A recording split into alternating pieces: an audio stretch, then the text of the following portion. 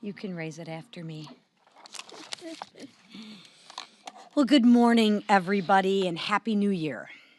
I want us a little somber today, but yesterday our conference lost an extraordinary member, colleague, Doug LaMalfa. Doug LaMalfa devoted his life to serving the people of Northern California. He cared deeply for his community, and he stood proudly for the people and the land that he loved. Doug, you could always count on for his candor, his humor, and sadly, that will be missed, and he will be missed. Our thoughts and prayers are with the LaMalfa family, his wife Jill, and their 4 children, as well as his constituents that he served and cared about so deeply. But even in grief, House Republicans are getting back to the people's work. This week, we're cutting red tape to make it cheaper to build and furnish a home. We're advancing 3 appropriation bills that ensure spending is accountable to the people. And that's a massive shift from what Democrats have done and have prioritized over the last 4 years. We need to look no further than Minnesota and the Waltz waste scheme, of which I'm sure our whip will have something to say about later. I want to be very, very clear about what this Waltz waste scheme was. Democrats took money from our kids. Democrats took money from your kids, the kids who need it most, dumped it into fraudulent daycare facilities, and turned the other way when this abuse was reported. This has been their pattern, so this really shouldn't surprise anybody. But what's happening there is absolutely disgusting. Tim Walz can announce that he won't run again for governor, but he will still be held accountable by House Republicans, and that's exactly what we're doing this week in the House Oversight Committee.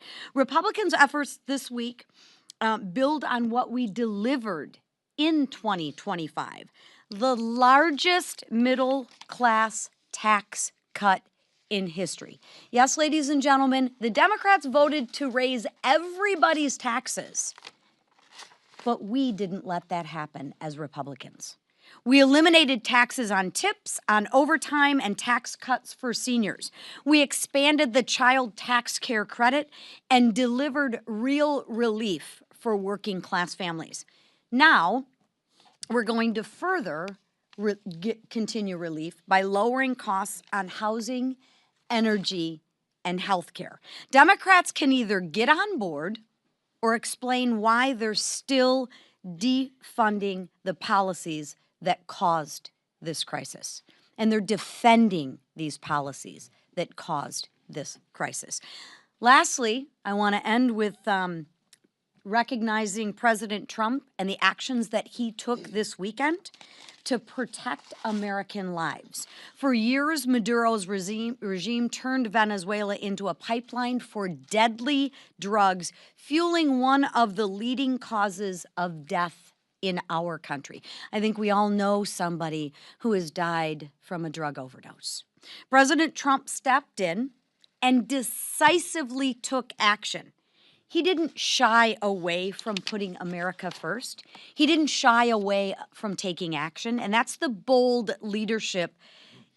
That's exactly what we're bringing back to this country, and that's exactly the bold leadership that this country needs.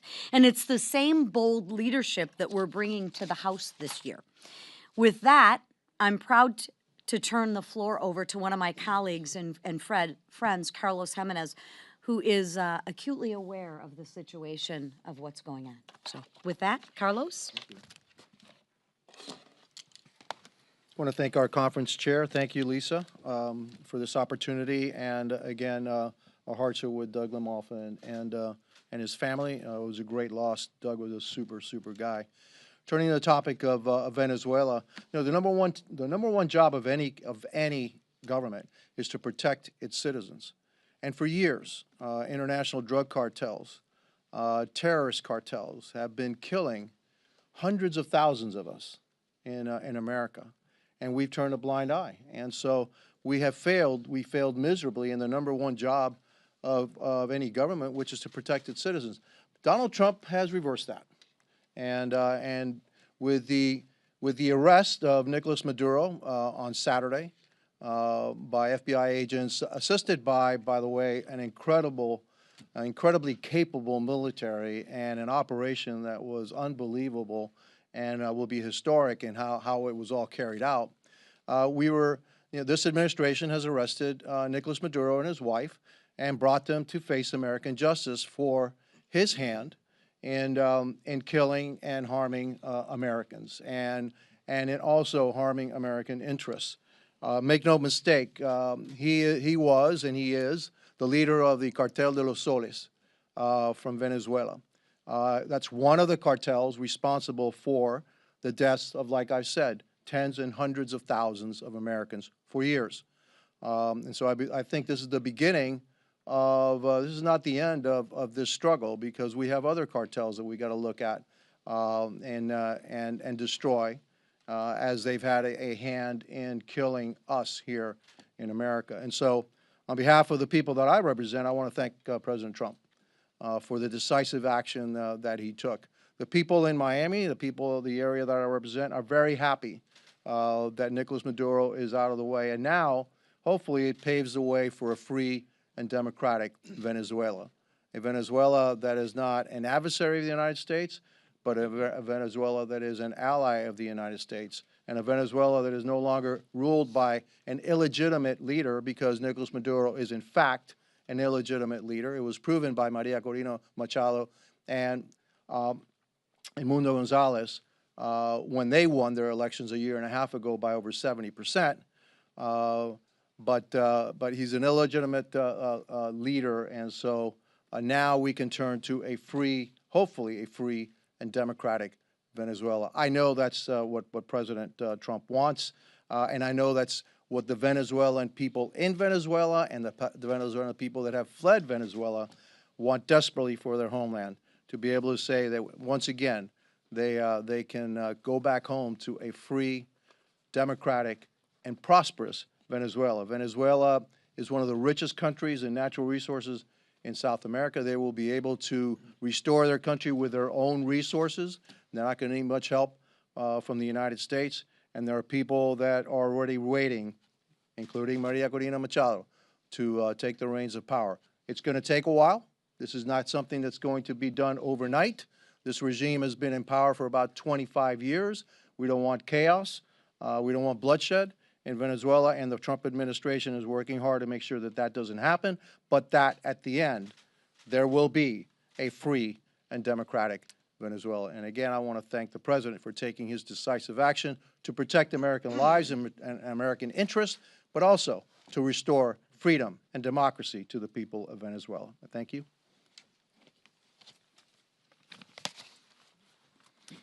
First, I too would like to acknowledge the devastating loss of our friend and fellow Congressman Doug LaMalfa. Doug was a loving father and husband and a staunch advocate for California's 1st Congressional District and rural America.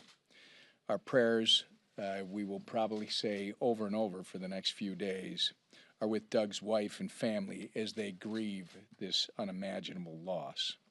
Since I last stood at this podium, the extent of the Somali fraud in my home state of Minnesota has been exposed even further. 23-year-old independent journalist Nick Shirley put the sheer brazenness and magnitude of the fraud on full display by uncovering $110 million in daycare fraud in just one day. He simply looked for fraud and found it in a matter of hours. Our embarrassment of a governor and sorry excuse for an attorney general had 7 years to address it, and they didn't do a thing. I will also point out that our media has been asleep at the switch and has refused to do their job, which is holding people accountable on both sides of the aisle for their failures. Our worthless paper back at home is actually run by our governor's former commerce commissioner. And all they're still doing is trying to cover up for what is clearly one of the biggest fraud stories in the history of this country. from food nutrition assistance meant for children to fake autism centers and empty daycares. Tim Walz and Keith Ellison allowed fraudsters to take advantage of hardworking taxpayers at every turn. And now Walz is running scared. But let me be clear. Tim Walz dropping out of Minnesota's governor's race will not exempt him from the storm of accountability that is heading his way. Between the Oversight Committee's congressional investigation and President Trump's decisive action, Walz can try to run, but he's not going to be able to hide for long. The first assistant U.S. attorney for Minnesota revealed that the rampant fraud could reach a staggering $9 billion. Of the 98 people charged with fraud, 85 of them are Somali. Let me repeat again, that's $9 billion stolen from hardworking Americans to fund lavish lifestyles for Somali fraudsters and bankroll al-Shabaab terrorists. And I have 3 words regarding Somalis who have committed fraud against the American taxpayer and have refused to assimilate as Americans. Send them home. Our nation will no longer tolerate those who take advantage of our charity and refuse to assimilate into our culture. The full weight of justice and accountability is coming for Tim Walz, his administration, and the depraved fraudsters. The time for swindling American people is over. And with that, I turn it over to Steve Scalise. Thank you, Whip. I join all of my colleagues in mourning the loss of Doug LaMalfa. Doug was a dear friend who I knew since the day he walked into Congress. And he was a gentle giant, you know, as a big guy who was just the warmest heart you could know, and had a great sense of humor and had a passion for water issues, for Western issues. He was the chairman of the Western Caucus, you know, really cared about natural resources issues and fought for all of those and talked about them on the House floor with members of Congress all the time. Doug was respected by everybody, Republicans, Democrats alike. It's a big loss for all of us. And we know he leaves behind a loving family, a wife and young kids, and we're going to continue to keep him in our prayers. So it's a tough way to start a new year, but we also know what challenges are ahead for the country that we want to continue to work on addressing. We did a lot last year to start reversing the damage that President Trump and all of us inherited from the Biden years.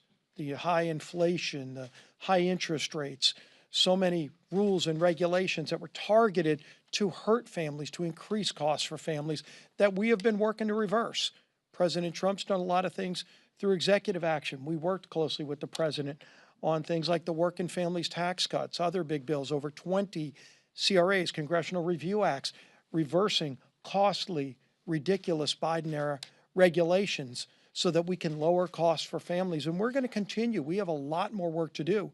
We talked about this yesterday very extensively. President Trump was fully engaged with our members yesterday, as he has been this entire first year. It's not even a full year in office. And yet we have seen an incredibly engaged president who is working with a Republican House and Senate and Congress to fight for the American people who had been left behind by the previous administration.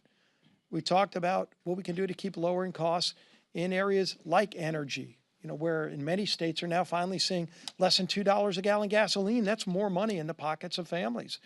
Working on lowering health care costs, where Democrats only want to give money to big insurance companies. President Trump talked about letting families have the decision on how to spend that money. Not the insurance companies, but families controlling where the money goes. And if they can get a better plan for themselves and their family, they should be able to make those decisions, as he's done other things to lower prescription drug prices. We're going to keep working on those ideas. We had all of our committee chairmen talking about all the things that are going to be teed up, things that are already coming through committee, lowering housing costs, so many other things that we're going to be doing. And then every member was able to give their input.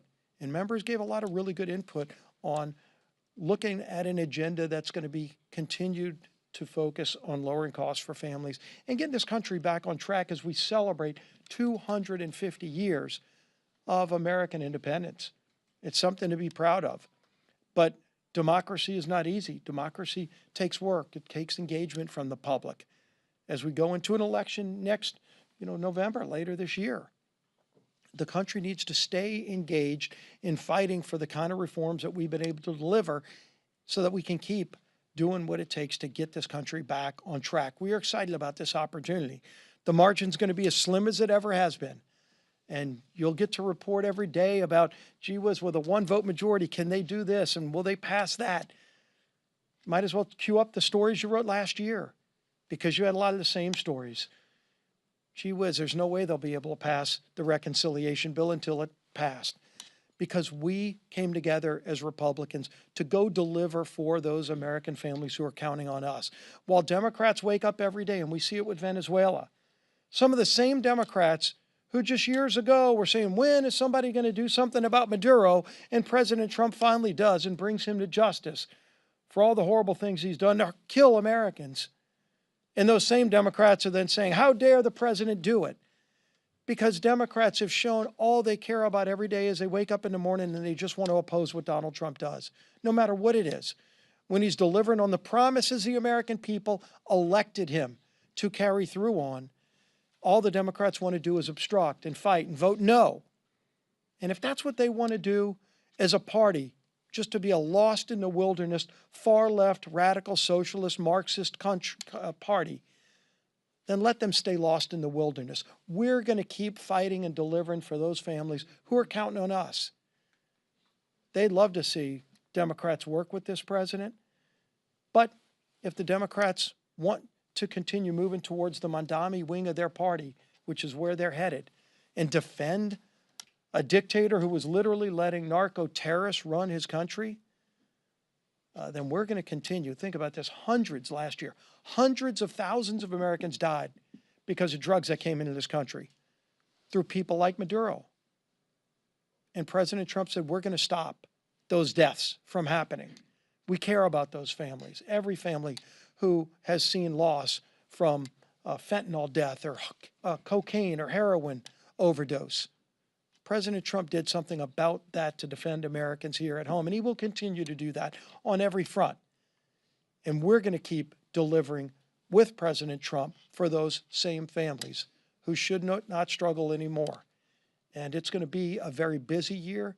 It's going to be a year of unified Republicans delivering for hard-working American families. And the man leading us through that effort is our Speaker of the House, Mike Johnson. Well, good morning, everybody, and Happy New Year, and welcome back to the second session of the 119th Congress. We woke up yesterday, as it's been mentioned this morning, to very tragic news. Our dear friend and colleague, Doug LaMalfa, passed away unexpectedly at the age of 65. We were on the way into our gathering, our retreat that we had planned for policy, planning, strategy purposes. And I quite literally found out about it on the way in, and it really shook us. Doug was a great man. He really was truly a great man. He's a lifelong resident of Northern California and deeply loved the people he represented. He was a fierce fighter, as you've heard, for his state's its vast natural resources and its beauty, and the people he represented. And there are stories coming out from his constituents about how dedicated he was to the people he served, and how in that vast area of Northern California that he covered, he would drive hundreds of miles to go meet with just a handful of constituents, and people would ask him about the wisdom of being on the road so much. And he said, I represent them just as much as I do the people in the big city, and they deserve to have their rep. And we just love that spirit about him. I was on the phone yesterday with his beloved wife, Jill, who's now a widow, and they had 4 children, as was mentioned, and Jill is in as good a spirits as you could imagine, having just had this tragic loss, and she was with him, right before he passed, and she has great comfort, though, in knowing the blessed assurance, as we say in the Christian church, that she knows where he is, and we're comforted by her comfort in that. We're praying for them, and we're going to miss him dearly.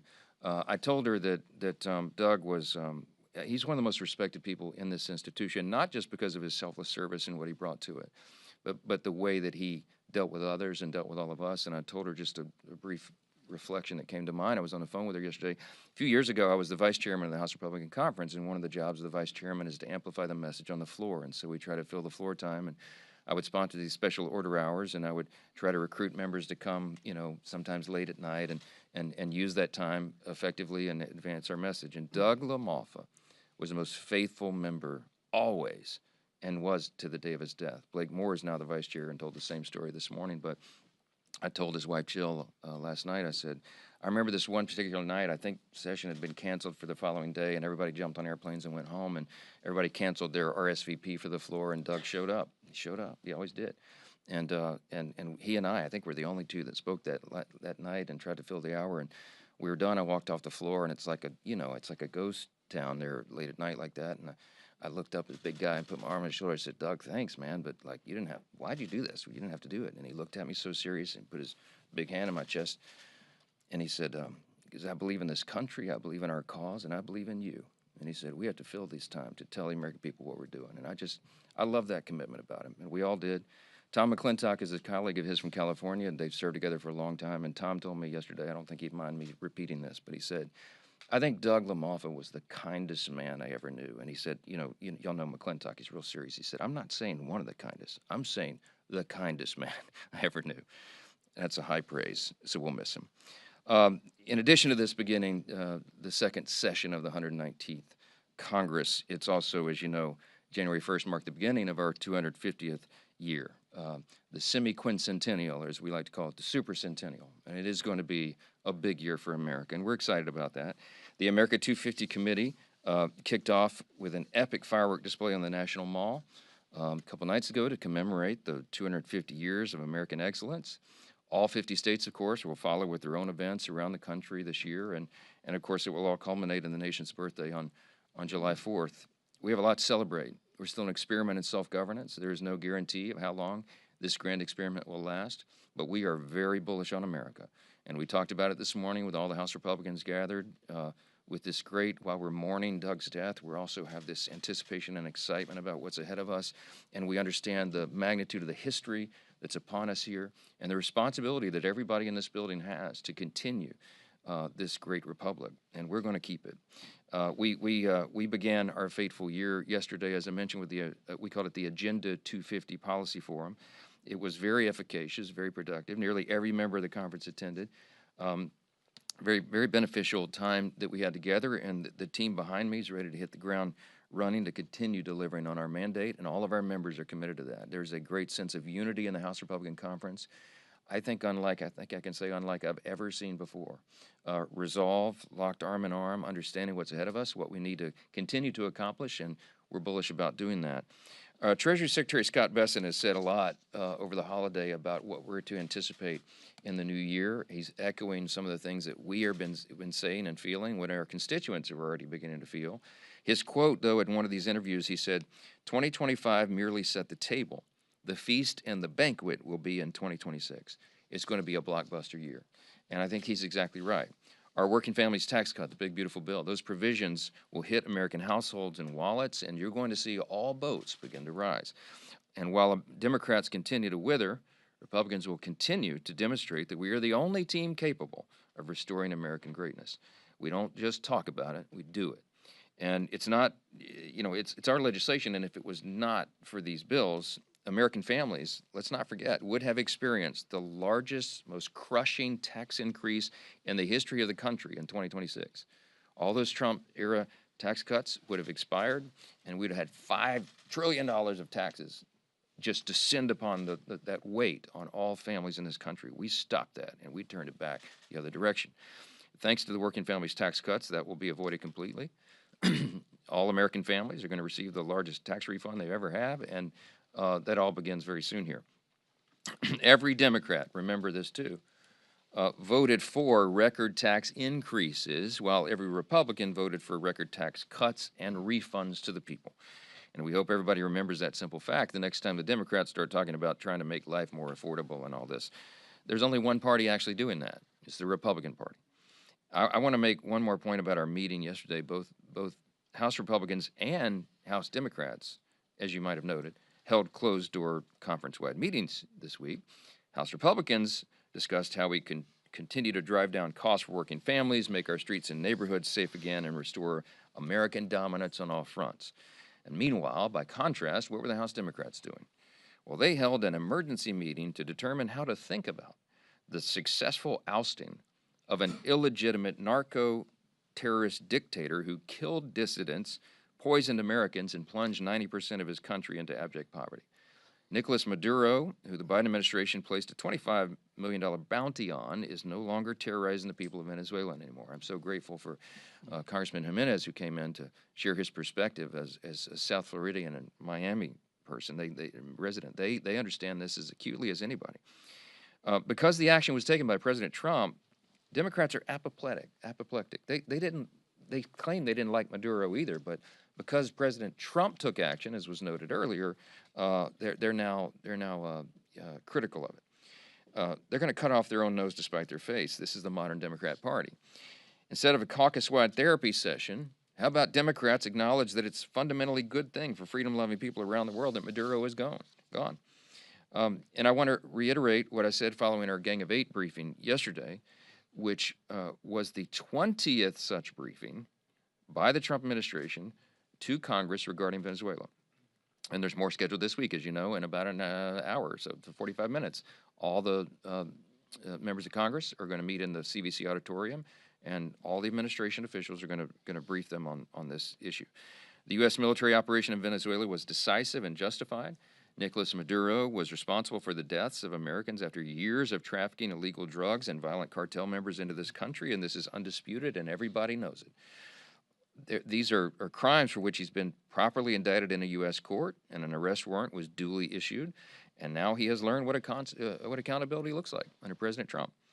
The U.S. is no longer going to allow criminal regimes to profit from wreaking havoc and destruction on our country. That's what the American people voted for.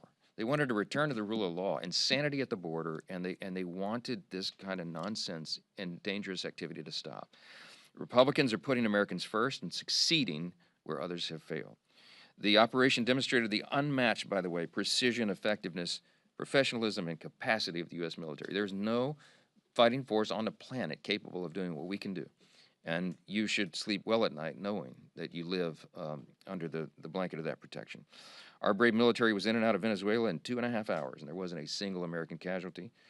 It's really something that everybody should respect and applaud. And because I'm sure you'll have questions, let me be clear. The Constitution gives Congress the power to declare war. There's no dispute about that, of course. But we are not in a war in Venezuela. The Constitution also vests the president with the power as commander-in-chief that he can use to deploy military forces to address threats to the U.S. and enforce our laws. And that's what happened here. It's exactly what happened here.